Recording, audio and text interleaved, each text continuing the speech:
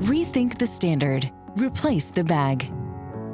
Particulates in injectable drug products pose significant risks, including embolization, contamination, and adverse immune reactions. Particulates can originate from various sources, such as manufacturing processes, tube sets, and even the clean rooms where these activities take place.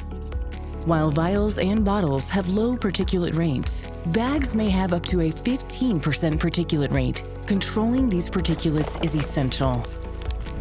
Introducing the CellSeal CryoCase, an innovative primary container designed to address these challenges.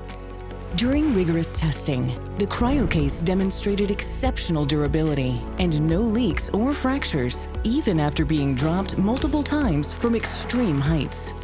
Early product evaluations show that CryoCase provides equivalent cell performance metrics compared to traditional cryobags. CryoCase simplifies the fill process, eliminates the need for 2 operators, and does not require an air evacuation step. CryoCase offers comparable freezing and thawing rates with a versatile capacity, potentially replacing multiple bag sizes. With better inspectability for particulates, CryoCase ensures greater certainty in your cell and gene therapy processes. Rethink the standard. Replace the bag.